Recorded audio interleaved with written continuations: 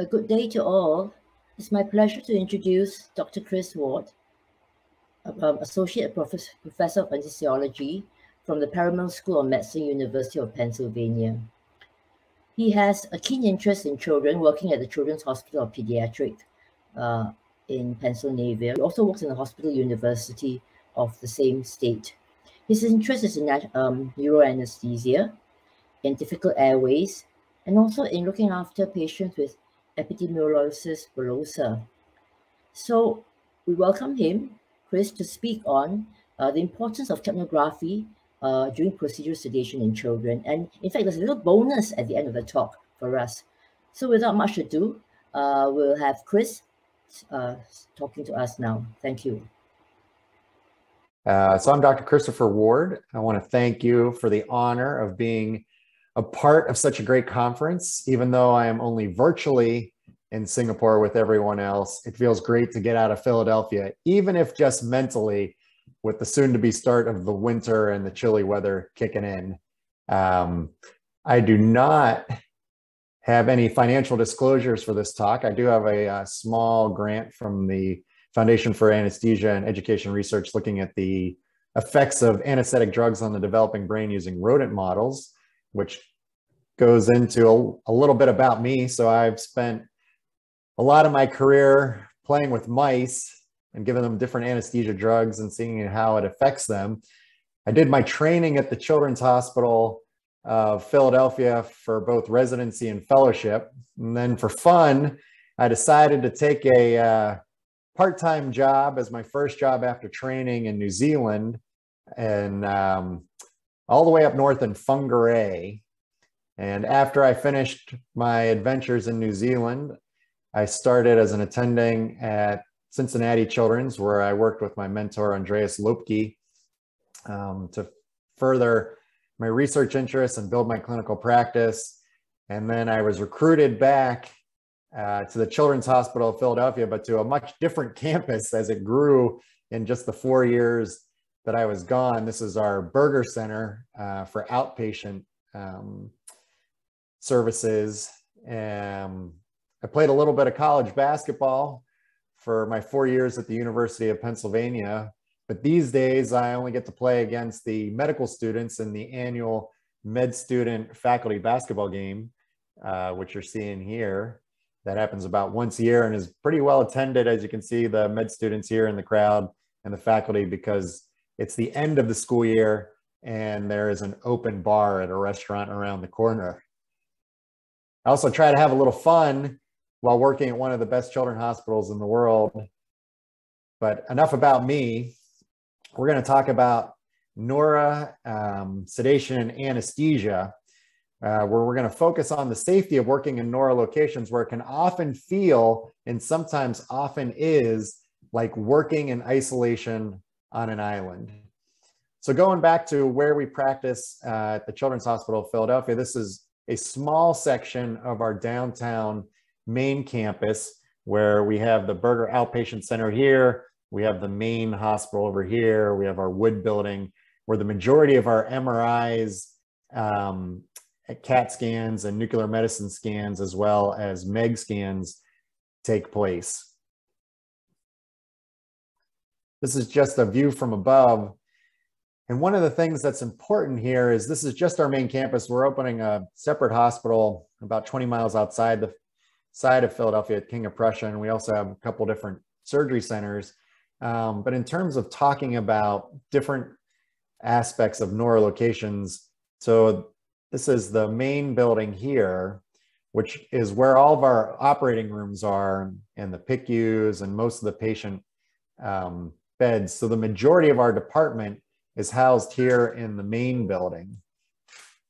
And so where we do the majority of our MRIs and other imaging procedures is over here in the wood building. And then we walk through a separate building with a bridge and then go across a street to go to the Burger Center, which is where we also do outpatient, the majority of our outpatient-based imaging, as well as in this white spot is one of the adult hospitals, which has the proton therapy center in the basement. So we'll do anesthesia in this location as well. So the reason that's important is when you're working in a non-operating room anesthetic place, you might not necessarily have the same resources that you have available to you, both in terms of equipment and in terms of staff. So this is our induction room over at the outpatient center. As you can see, it's very different from a normal operating room, right? It's much more bare bones. There's a lot of similarities. You know, we have our Draeger anesthesia machine here, but it is definitely different. So we have two different types of NORA providers at CHOP. We have anesthesiologists in the Department of Anesthesia, which have all done 4 years of residency. They did at least a year of pediatric fellowship, and they have all the drugs that we have in the hospital available as their armamentarium, and they can use any airway that they choose. They can do a natural airway, they can do LMAs, they can intubate. But we also have a group of sedation doctors who are pediatricians. So they've done 3 years of pediatric residency, and then they did some specialty training in order to become a sedation provider. But that training isn't necessarily the most robust. So they are required to get 10 days of airway management in the OR. And then they have 3 months where they shadow a more senior sedation doc who's been practicing for some time under the guidance of an anesthesiologist in order to help train their airway skills, mostly for bag mask ventilation. And they can only use certain drugs such as fentanyl, midazolam, and pentabarb. And then we have an even smaller group of sedation docs who are trained to use propofol infusions, but not how you would think of a traditional anesthesiologist using propofol infusions, because they have more regimented guidelines in terms of how they can adjust the propofol infusion, whereas we have free license to adjust it. And if they can only escalate to an oral airway, so they can't place an endotracheal tube, they can't even place an LMA. And then we have different patient selection criteria for sedation versus anesthesia teams. So sedation normally works up a lot of the patients, particularly the outpatients that are coming in for these procedures, and determines if they're a sedation or anesthesia candidate. And that's based on their underlying medical conditions, their body habitus, things like that. So no OSA or minimal OSA, no airway or significant GERD issues. So you're not going to give a patient with a difficult airway to the sedation team. But they provide an incredibly valuable component to our hospital, because they do almost 12,000 cases a year. And even though our department has over 60 anesthesiologists in it, we just don't have enough anesthesiologists to do all of those sedation cases. But as you can see, particularly when it comes to MRIs being done in the main hospital, which is connected to the Wood building, it's about 50-50 in terms of who's doing which patient population. So we're doing about half the brain MRIs, and the sedation service is doing about another half. But when you take a look at our outpatient center, which is just across the street and connected by a bridge, the sedation services are doing a higher percentage of that, because we tend to do the healthier patients in the Burger building. Because if someone's going to need to call for help in the Burger building, it's going to take a couple minutes for that help to get from the 4th floor main operating room, where we might have some staff that can be spared and still keep the ORs running to help out. So go from the 4th floor of one building down to the 3rd floor of another building, just so you can go across the 3rd floor over to the 2nd floor of the Burger building, which is where the MRIs are currently located. So we talk about how healthier patients are being done in the Burger building, and how the distance from the main OR limits who can respond for help and how quickly they can get there. But neuro volumes are increasing everywhere. So it's not just us that needs sedation services to help us get all these patients the studies that they need. So when you look at NACOR data, and this is even older NACOR data, so National Anesthesia Clinical Outcomes Registry from 2010 to 2014, the percentage of anesthesia volumes is increasing. Over a third of our cases every day are not done in the operating room, whether that's EGD, IR, MRI, CAT scan, things like that. And then these lead to a diversity of locations, as you saw just within our own campus, facilities that might be physically separate from the pediatric hospital, such as when we do our proton therapy. And then you have to deal with intra-facility and inter-facility transport. So one of the things that's really been popular amongst our patient family populations is they want to combine services whenever possible. So if Johnny's coming in for ear tubes and he also needs a CAT scan, you know, the parents are really pushing for one anesthetic, even though they're on separate floors and sometimes might be in separate buildings. And so that leads to increased risk. So you have variable locations with limited resources, you have unfamiliar, outdated equipment sometimes. We've gotten better with our neurolocation equipment, but it's taken some time. So we don't have all the same difficult airway equipment that we have in the OR, or even our ultrasounds have only recently been positioned in the neuro locations as well to help, particularly with vascular access. You have constrained work environments, and then you have procedural staff with minimal clinical training to assist in emergencies. So an MRI tech is not going to be able to provide the same assistance when you get into trouble as a sedation nurse or even an OR nurse.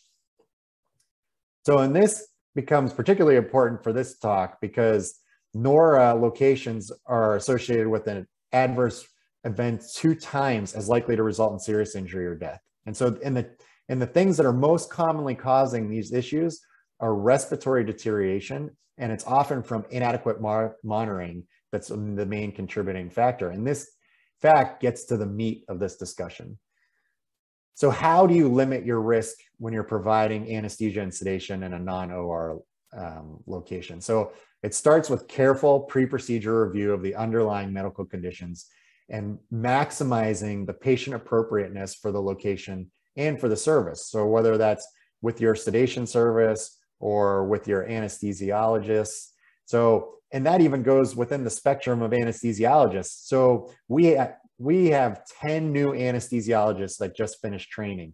And so as a board runner, I'm not going to send a junior attending into an area that they might not be familiar until they get more comfortable with their clinical skills in the main OR. So there's a lot, it comes down to staffing, location, patient. There's so many factors that go into this.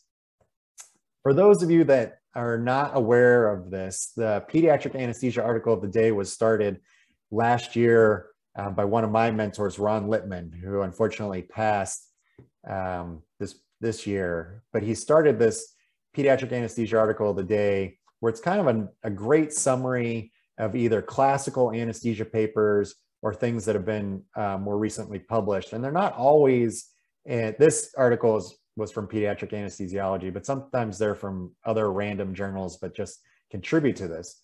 So I highly recommend signing up for this daily letter that was started by Ron Littman, and it's now being continued by John Fiaggio at Boston Children's, who recently left the Children's Hospital of Philadelphia to go to Boston, and Myron Yaster at Colorado Children's, who is a welcomed alum of the CHOP Anesthesia Fellowship. But the reason I point this out is because this was an article that came out a couple weeks ago, or this was the article of the day that was presented a couple weeks ago, and it talked about if you were stuck on a desert island, whether you would want to have a pulse oximeter or a capnography. And so I thought it was very apropos for today's talk.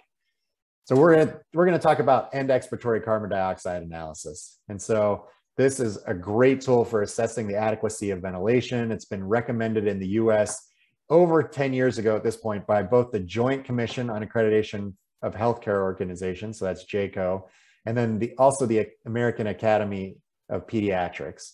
And so capnography provides both quantitative and qualitative information regarding the adequacy of ventilation. And studies of both adult and pediatric patients undergoing NORA have shown that capnography detects hypopnea earlier than pulse oximeter and decreases the incidence of hypoxemia. So there's a bunch of problems with not using capnography. So if you're just relying on chest wall excursion or the pulse ox, or impedance based on EKG, the respiratory rate is not reliable. So airway obstruction caused by secretions or by the tongue and the epiglottis falling back against the posterior wall of the pharynx does not necessarily reduce the respiratory rate picked up by either visualization of chest wall movement or the impedance on the EKG. Inspection of the chest, even performed by an experienced anesthesiologist, is still a subjective measure and a weak indicator of adequate ventilation. So the assessment of ventilation that relies on visual inspection and impedance EKG are insensitive for the identification of hypoventilation. And then when you look at pulse oximetry, it's true, it's one of the greatest tools to come about in terms of assisting with keeping patients safe under anesthesia and sedation. But, arterial desaturation due to hypoventilation or obstruction, especially when you're giving supplemental O2, as this child has, may occur later on. So capnography, particularly if a patient is getting supplemental oxygen, is an early and sometimes the only indicator of respiratory impairment. And room air pulse oximetry may provide some assessment of the adequate of ventilation, just because you'll start getting a decrease in the pulse ox reading earlier than if you would with supplemental oxygen. So the capnography is, one curve with a wealth of info. So, wave A represents the end of inhalation phase, while wave B represents the beginning of the exhalation phase. Together, A, B indicate phase 1 of exhalation and represent, the anatomical dead space, whereas waves B and C represent phase 2, the exhalation of dead space gas mixed with alveolar gas. That's why there's a mix. It's not all the way at the plateau here. Wave D, is an indication of the end of exhalation. At the same time, the maximum or highest CO2 concentrations. Phase 3, which is the C to D waves, and corresponds to the phase 3 of the C to D waves. And finally, together, the D to E waves represent the next inhalation. So you just got a wealth of information from one simple graph. So, and there's a lot that can be gleaned from different types of capnography that you're observing during patient care. So here you got bradypnea due from hypoventilation, which is type 1. So it's commonly observed with opioids, and it's increased by an increased CO2, end-tidal CO2, which you see here, and a decreased respiratory rate. So much less peaks here. Bradypneic hypoventilation is graphically represented by a high amplitude and a wide capnogram, and can be readily distinguished from hyperventilation, which is characterized by an increased respiratory rate and a much lower amplitude, as well as a narrower capnogram.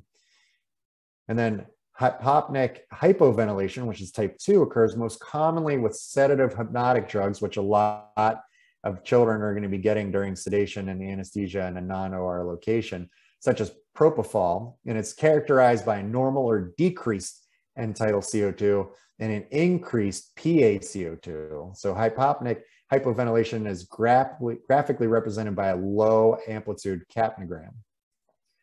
And then, once again, this single waveform is just a type of rich information that you can't get with a pulse ox, even when coupled with the respiratory rate, right? So here's a normal breath and some shallow breaths, and then a really big deep breath. So you might not necessarily be able to see that from sitting outside the scanner in the MRI or the CAT scan, but you'll be able to get that information by tracking your end-tidal CO2. And then this is just another example of what a waveform would look like as your patient is obstructing, which wouldn't be picked up on the pulse ox until much later. And then everyone's favorite in terms of anesthesia and sedation is the apneic. So these last two waveforms represent particular utility of capnography when the patient's respiratory excursions are not visible to the anesthesiologist, such as in the MRI. So capnography technology has changed over time. Those of us with more gray hair or lack thereof remember these heavy sensors that used to sit, right at the junction of your circuit and the ET tube. So it was positioned between the airway adapter and the ventilator. And then we progressed the side stream. So the sample of the gas exhaled by the patient is continuously aspired by a sensor located in the monitor itself. So you can see the adapter into the monitor there. In both of these types of capnography, humidity and secretions can often occlude the sampling circuit. And the presence of an anesthetic vapor can affect the measurement, especially in pediatric patients because of dilution along the sampling tube. So that gets us to microstream. So the microstream system is allowed none of those limitations presented by the other systems, which to be succeeded. In fact, while the capnography systems require a minimal sample of 100 to 150 milliliters per minute, the microstream system has a sampling chamber of only 15 microliters and is reliable even with a capacity of only 50 milliliters per minute, if that's the patient's minute ventilation. So this study is not a new study. It reported the routine use, supported the routine use of microstream capnography to detect alveolar hypoventilation and reduce hypoxemia during procedural sedation in children. So this was a study done in 2006.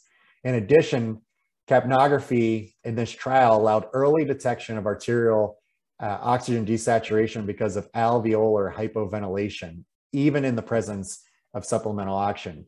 So this is a super busy slide, but the point of this slide is the need for assisted ventilation is reduced with capnography monitoring. So these are all odd ratios for the assisted ventilation endpoint presented for all the studies they looked at during this review.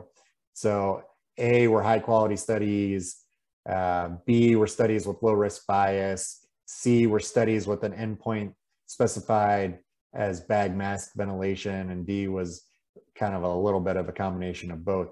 But regardless, they all show, and this is one of the things that we talk about with our sedation colleagues who might not be the most skilled at bag mask ventilation, is the routine use of capnography almost always help prevent the need to rescue an airway with bag mask ventilation.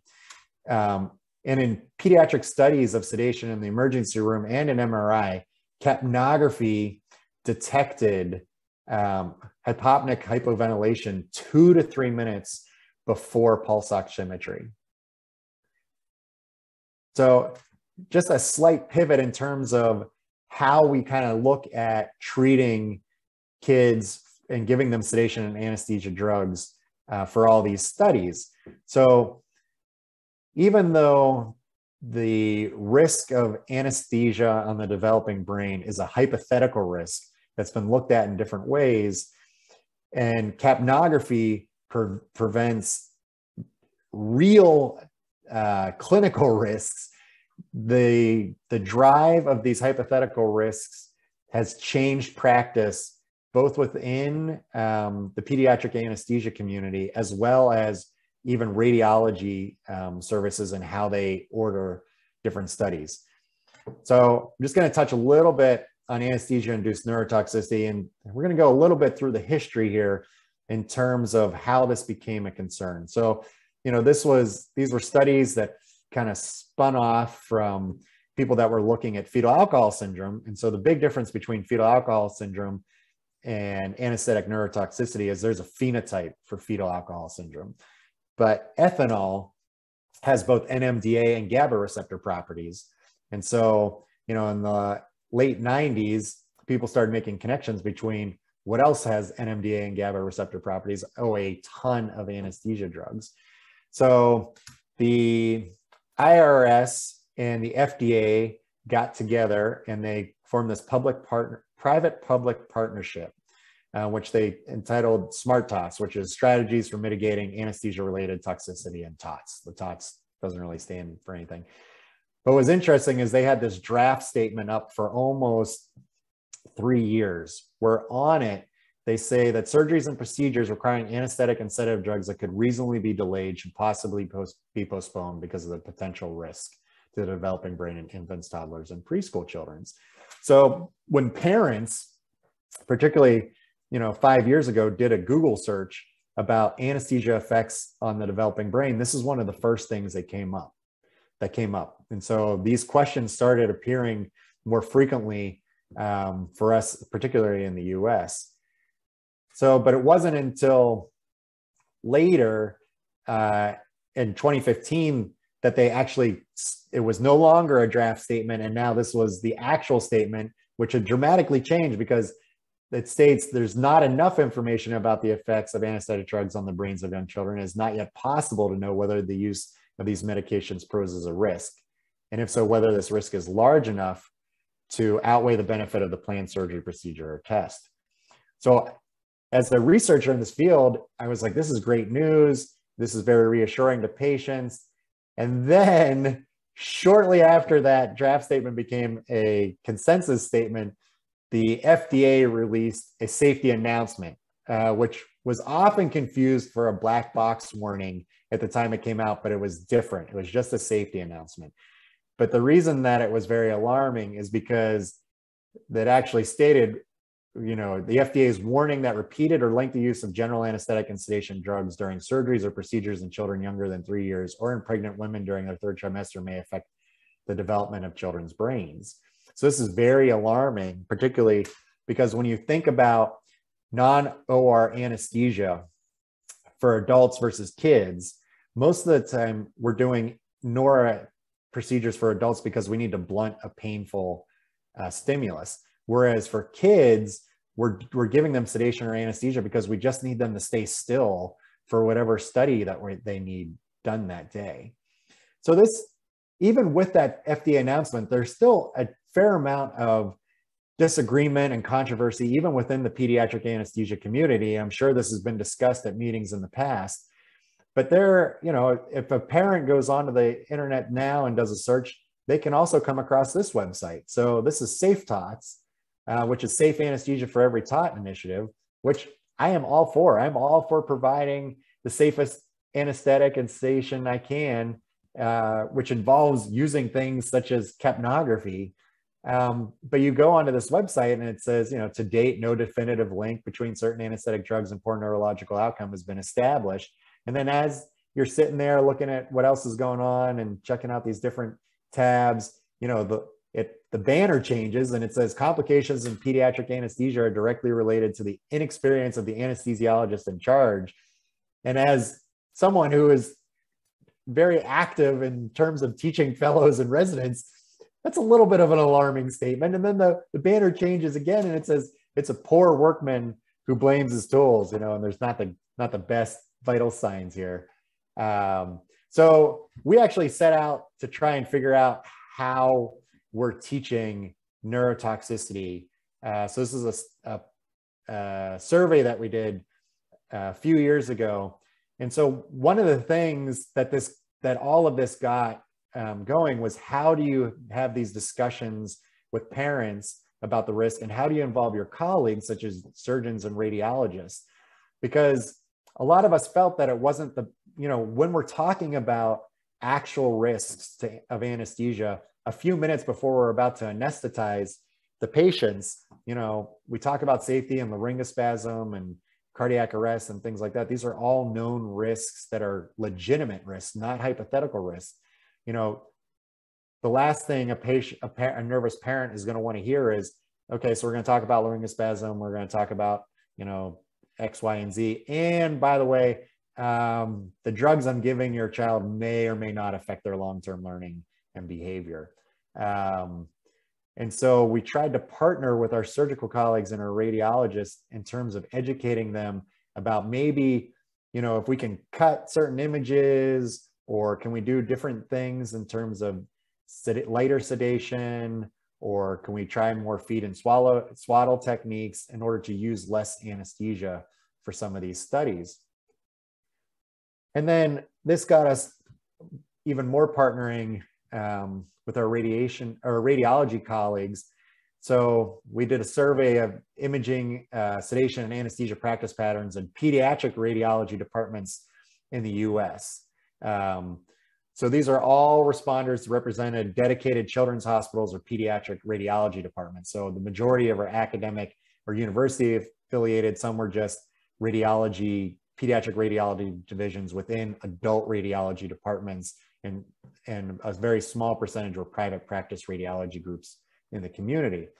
So the practice recommendations that the majority of these institutions endorsed was that sedation, including general anesthesia, for imaging studies should be performed by dedicated pediatric anesthesiologists if available. Obviously, we talked about sometimes just given numbers and volumes, the anesthesia department might not be able to handle all those studies. And so you might need to train up a different cohort that can safely deliver sedation and anesthesia to healthier cohorts. And our biggest lean has been with side stream capnography with nasal cannulas. And then, so the administration of propofol for imaging studies is preferably administered by dedicated pediatric anesthesiologists, although other providers may be able to competently administer that. So we have pediatricians that are doing low-dose propofol, as well as ED physicians and intensive care people. So, and this goes to trying to get by with less is more. So we have a very robust group of child life specialists at the Children's Hospital of Philadelphia who are specially trained at trying to overcome children's fears, particularly for non-painful procedures, to get them to do these procedures without getting sedation or anesthesia. So we let them listen to music, some MRI studies, they can watch movies, anything that we can do. We have mock scanners that they can practice being in before they come in for their study. Anything that we can do to not have to put them to sleep to get the study done, we try to do before they're booked for sedation or anesthesia. So, and they also endorse that dedicated pediatric radiology technologists and or nurses should be capable of providing patient distraction. So even if you don't have a child life specialist, you should have pediatric nursing staff that are at least, you know, good at working with children to try and get them through the study as best as possible. And then pediatric radiology groups should make preparatory resources available to patients before their visit, such as on a departmental website. So this is a screenshot of the CHOP website, which actually has a little cartoon video in terms of what children can expect when they come in for their procedure. And then there should be a varying degree of levels of sedation. So some older kids particularly might just need some anxiolysis, either through Valium or midazolam, versus other kids who can't control their movements or are nonverbal and can't follow commands might need to be a deeper anesthetic. And so the ability to escalate or de-escalate as needed allows for greater flexibility in terms of getting different studies done throughout the day.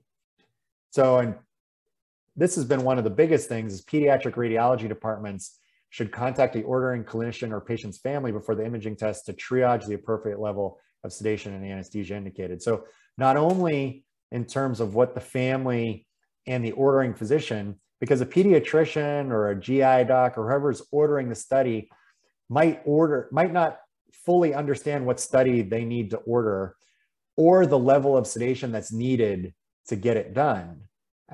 So that discussion back and forth with the radiologist is incredibly helpful in terms of less is more, and the minimum required to get the study done is what we shoot for. So we had a lot of reassuring information. And then in 2019, there was a study that came out that linked multiple exposures for oncology patients with lower cognitive levels afterwards. And so that has been an even further push within our department in partnership with both oncology, surgery, GI, radiation oncology, radiology, in terms of what can we do in terms of training up kids who in the past we might have just put to sleep or sedated for something as simple as a Foley placement, or sometimes we would have IV placements with sedation. And so, you know, maybe that wasn't the best practice in terms of how these drugs might be affecting them long-term. So that's not all doom and gloom, though. There is some reassuring studies as well. So this was the GASH trial, which was general anesthesia versus spinal for a hernia surgery. And so we were worried that there was going to be a patient, if we didn't get enough patients, we were going to get a false skew. But both the 2-year and the 5-year follow-ups were very reassuring and didn't actually show any difference. Granted, it was a shorter anesthetic exposure. And we're working currently with the T-Rex trial, where it's at least a 3-hour exposure, and it's more of a sevoflurane sparing. So we do sevoflurane, traditional sevoflurane anesthetic versus remifentanil and dexamethasone infusions, and a lower dose sevoflurane, so a sevoflurane sparing technique, and then just test it 3 years of age, because you can't do much with the 2-year-old, and we lost our ability to track people at 5 years old. So we learned a lot from those early studies, and so we picked 3 so we could test more, but also retain as many of the patients as possible. And there's a lot that goes into learning and development, right? So like, are you firstborn, mother's maternal education, socioeconomic status. So this was a sibling study that looked at one sibling who got anesthesia for a hernia repair versus another sibling who didn't. And there was no difference in IQ scores. So in summary, you want to do everything that you can to decrease your risk. And so things that decrease your risk in terms of working in a non-operating room anesthetic location is patient selection. So patient selection matters when you're setting yourself up for success. So the kinds of patients, the locations that you will care for, where you will care for those, and the staff that you'll use to care for them all factor in to how safely you can deliver your sedation or anesthesia. And then capnography is such a simple tool that provides such a wealth of information that keeps your patients safe. So we talked about the simple waveform that gives you a variety of information that other monitors are unable to give you. And they really allow you to intervene at an earlier point before you get into trouble. And we talked a little bit about how the fears of anesthetic-induced neurotoxicity have driven radiology, GI, and onco departments, at least within the US, to look at sedation and anesthesia for procedures and imaging studies in different ways. So things that we would not necessarily be hesitant to sedate for in the past, now we're asking whether or not there's a better way to do that. And so one of the big things that's really been being pushed, particularly in pediatric hospitals in the US, is the use of distraction technologies. So iPads, movies. The other thing that's really really taking off is virtual reality, right? So using virtual reality goggles to even blunt the discomfort of actual painful procedures. So there's a lot of studies that have been shown that VR can make simple things like minor procedures and even IV placement way more pleasant for the child because of distraction technologies. So I want to thank you for your time and attention today. I know that was a lot of information in a short amount of time. This is my daughter at Halloween this couple weeks ago. So there's my email. Feel free to reach out with any types of questions, for any types of questions related to even collaboration. There's a tremendous amount of studies that are being done at the Children's Hospital of Philadelphia. I know I've worked with probably some of you that are attending this conference in terms of trying to facilitate these things through CHOP and other institutions. And I greatly appreciate everyone's attention and everything that you do every day to keep the children of the world safe and comfortable. Thank you very much. I'll wrap up so we can get to the questions, but I just wanted to thank everyone for your patience. Hopefully you got a little bit of learning, and we'll try and answer the questions to the best of my ability, but I really appreciate everyone's patience and the opportunity to be here your afternoon, my evening. Yes, Chris, thank you very much for the talk. And for those of you who are listening in, it is a very good talk, so we apologize for the hiccups. It will be made available on the website where you can hear Chris's talk intact. But Chris, thank you for being chill and, you know, coming on live when we need it, and sharing with us actually the infrastructure on which your hospital does sedation, either for anesthetists or for anesthesiologists or for the non-anesthesiologists. I just want to ask, you know, that you actually allow propofol for a small group of non-anesthesiologists to use. What kind of criteria do you use? So it's a very strict criteria. So in terms of, it's not as strict when you're just talking about midazolam, fentanyl, penobarb, which you can make an argument about whether or not those drugs are actually safer or not. But based on the ability and the credentialing to be able to use propofol, so they have to have done it. So these, for the majority of the part, these are pediatricians who've completed a 3-year pediatric residency and then have either been working as a sedation doc for at least a year. So they've already been sedating with other drugs for all those modalities that we talked about, IR, MRI, CAT scan. And then once they're competent with those drugs, then they do a special training program where we talk about those 10 sedations where they have to actually manage the airway, whether that's with just jaw thrust, oral airways, and bag mask. So they get a lot of practice in the operating room.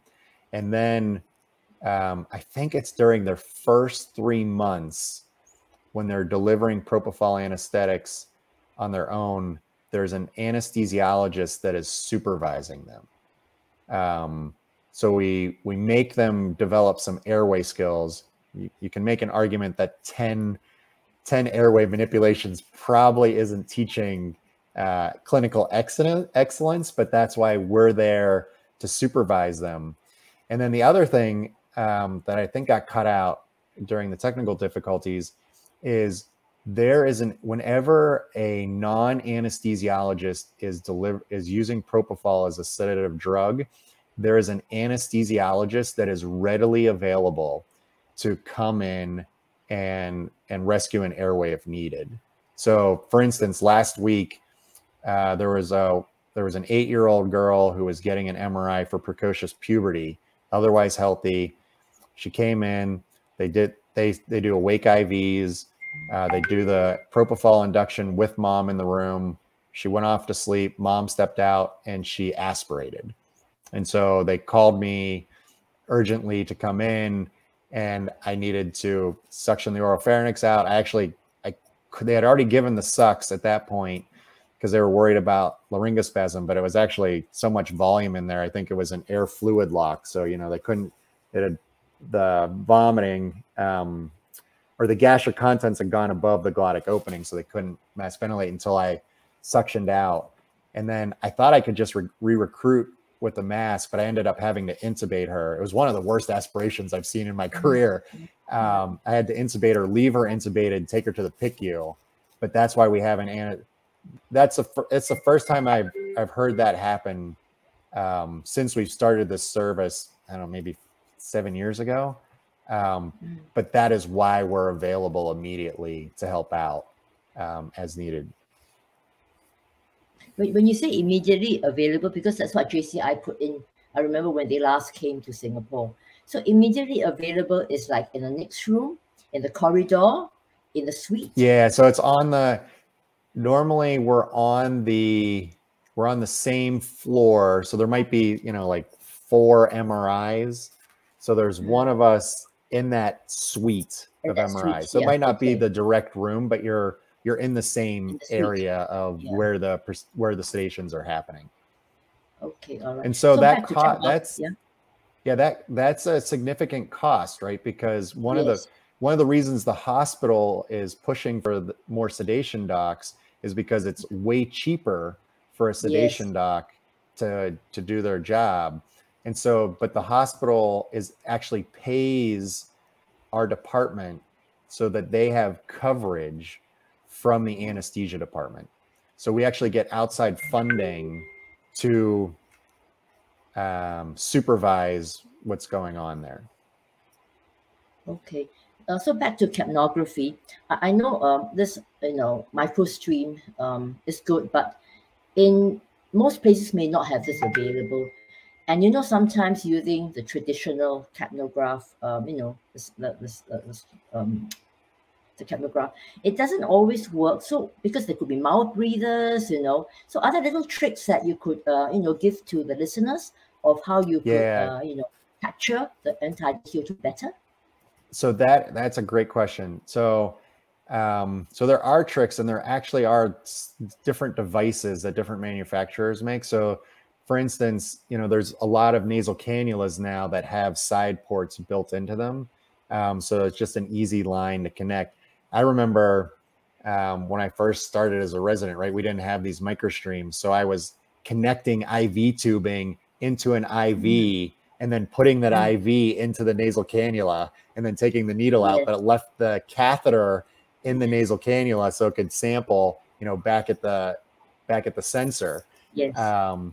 But I think the biggest thing, and that's one of the things that we do when we train the sedation doctors, is they don't go to the next step in terms of leaving the induction room and going to the scanner or going to IR until they have a good capnograph tracing. And so a lot of times that has to do with most of our microstream capnographs are through the nasal cannula, or we have special adapters that they can put at the end of an oral airway. So it's kind of like a sticker almost that sits at the end of the oral airway, and then it has a sampling port off it. So they have an oral airway in, and then there's just kind of a side stream. And so they'll still have their nasal cannula. But a lot of times that's the trick, right? Is whether the sample is coming out of the mouth or whether the sample is coming out of the nose. So, and then other people, what they'll do is to just take that out of the consideration whatsoever, is they'll just put a mask gently over the nose and mouth because they're not moving, but it kind of creates a dome where all the CO2 is going. And so no matter where you're sampling it from, you're getting CO2. But yeah, it involves, we'll do shoulder rolls, we'll do oral airways. We don't really do nasal pharyngeal airways with the sedation docs, although that's something you could definitely do if you feel comfortable with them. The only problem with nasopharyngeal airways is if you don't use oxymetazoline or something like that as a vasoconstrictor, or make sure you have a lot of lubrication on there, you can cause a nosebleed, which is never fun to deal with in a sedated patient. Yeah. Okay. And what about children who you use pentobarbital, which is actually basically, hopefully, minimal to moderate sedation, the oral sedation kits. Do you get them deep enough to be able to insert, the prongs? I mean, I know awake kids, after a while, they get used to it, But what about those who are on oral sedation? Will that be any difficulties? So no matter what level of sedation we do in the hospital, they're getting capnography. And so, for instance, I had a 16-year-old yesterday, or I guess it's 2 days ago, because now it's Saturday for me.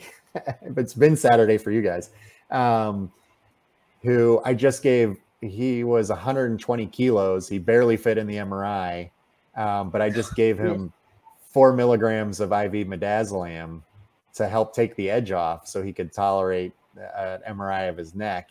And I still put the capnography on there because, given the distance that the patient's away from you, it's not uncomfortable for them. And it just gives you so much information so quickly that, like we talked about, particularly if you have supplemental oxygen going, it can be a fair amount of time before you're detecting that the patient's obstructing, or they're apneic, right? Because you have apneic oxygenation taking place, or the last breath they took was oxygenated. And so if you see that your capnogram is starting to peter out, or you don't have a good waveform, you're more likely to troubleshoot it early before there's a problem and prevent the part. And that was the great part of that study out of Boston Children's, is they showed dramatically that the use of capnography greatly reduced the need to rescue with bag mask ventilation when you're doing sedation. Yeah. And that's where you come to the question of what would you have, a pulse oximeter or a capnograph if you're in an island. I used to ask that question to my juniors many years ago. If you're on a mission, what would you want? A pulse oximeter or a capnograph if you can only have one. Right. Yeah. So yeah, I and get so where you're coming from. and that's why that was a great article, or a great great review of the article of the day, because it literally was, which monitor do you want on a desert island, right? Do you want the capnography or do you want the pulse ox? So because you can make the argument that you can tell your oxygenation by looking at the lips, but if you're looking at the chest movement can fool you, because they can be obstructing and it can just be the chest is moving but there's no actual oxygen moving. So the blue lips is a late indicator that you're running into problems. There's a question here. I don't know whether we did address it. We did talk about that. Is there an optimal way of getting like capnography tracing during sedation? I know I asked this if we did not have any microscreen. I don't think there's an optimal way. I mean, obviously you want to have the patient in kind of a sniffing position. I guess that's the optimal rate, yes. Right? We kind of have a stepwise algorithm, right? So we're putting them in, they're starting in the sniffing position, and then going from there, then we might do the shoulder roll. We might put the oral airway in. So we'll the oral airway is the last, we'll say escalation for the sedation docs, right? Because they're not allowed to place LMAs or ET tubes. So, they'll do the sniffing position first. That's kind of the basic. And then if the sniffing position's not adequate enough, then they might do a shoulder roll. And then if the shoulder roll is not adequate enough, then they'll go to the oral airway. And if the oral airway is not adequate enough, then they actually, it's particularly with propofol, depending on the time of day and how urgent this case is, they'll either stop the propofol and let the patient wake up, or they'll see whether or not we as an anesthesia department have the bandwidth to absorb that case. And sometimes they'll start a sedation, they won't feel confident about being able to finish it, and I will show up. I will do whatever I need to do to manage the airway better. Sometimes it's just rearranging their oral airway for them. And I will take over the case. Or sometimes I'll go over to them and I'll be like, oh no, if you just do this, do a little bit more sniffing position and see, look, now your airway's fine. And you'll be like, oh, you just need to tape their jaw. So we might tape, do a little jaw thrust with some tape while they're in the MRI scanner. But sometimes if as long as someone else can cover, because if I take over the case, then I'm stuck with that patient during the time. And so if something else happens, I can't respond to it. So we have to be able to have the bandwidth for somebody else to cover them in order for me to take over the case. But there are times where we'll just be like, turn off the propofol, wake the patient up. We'll schedule them with anesthesia to do this again at another time. Yeah. I mean, good tips. Of course, you have to open the airway. Airway not open, no breathing. Right. No breathing, no circulation. No circulation, you're dead. Yeah. Okay. So I think, Chris, we probably have to end now. I really appreciate you being patient and, staying up. It's past 12 midnight for you now, I think. Right? Yeah. Oh, I see one question. I just want to talk about what about the effects of oxygen flow on rates of capnogram? Yeah, okay. So that's a great question. Yes. It doesn't matter, particularly with the microstreams. It's not going to affect it. Even with high flow nasal cannula, the capnogram is still accurate. So you can, even with high flow nasal cannula, as long as you have a side stream there, you will get the exhalation.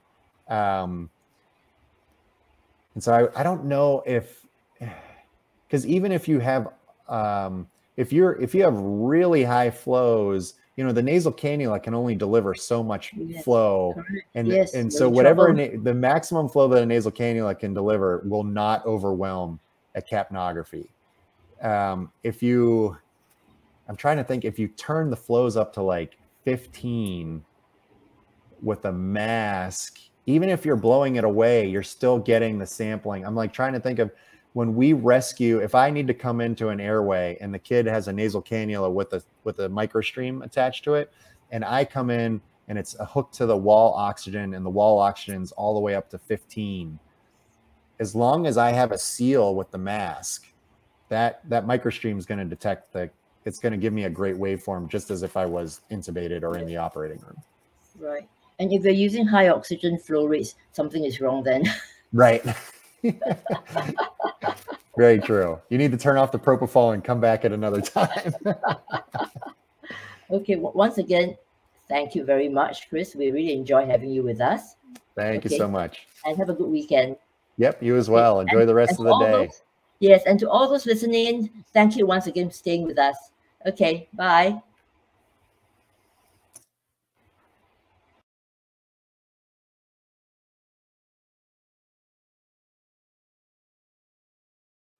In a busy ward where information overload is the norm, keeping track of every patient's condition can be a major challenge, even for experienced clinicians.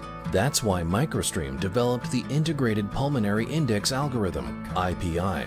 IPI is designed to dramatically simplify the task of managing patients by providing clinicians with alerts to changes in patients' respiratory condition. Thus, the IPI algorithm can also make it easier for clinicians to track changes in a patient's respiratory condition. So how does IPI work? IPI is programmed to think like an experienced clinician. It was developed based on clinical expertise provided from surveying an extensive group of medical professionals, including anesthesiologists, nurses, respiratory therapists, and physiologists. In real time, IPI is able to compute 4 parameters: end-tidal carbon dioxide, respiratory rate, pulse oximetry, and pulse rate simultaneously, and index the measurements into a single respiratory score for the patient. Indexed between 1 and 10, IPI offers a quick, first-level indication of the patient's condition. For example, an 8 to 10 measurement typically indicates a patient that is within healthy normal range. A 5 to 7 measurement alerts clinicians that a patient requires attention and possibly intervention. As the IPI score decreases into the 3 to 4 range, it alerts the clinician that intervention may be necessary, and an IPI 1 to 2 measurement indicates that immediate intervention is required. IPI is also programmed to respond immediately when conditions warrant. For instance, a drop in oxygen saturation to 85% or lower, or no breath automatically bring IPI to its lowest value, 1. To further assist clinicians in monitoring patients with evolving respiratory compromise, IPI trending is displayed, providing early indication that may not be indicated by the current value of any of these 4 parameters individually. In today's ever-demanding clinical environment, IPI can help clinicians track patient respiratory conditions consistently and efficiently.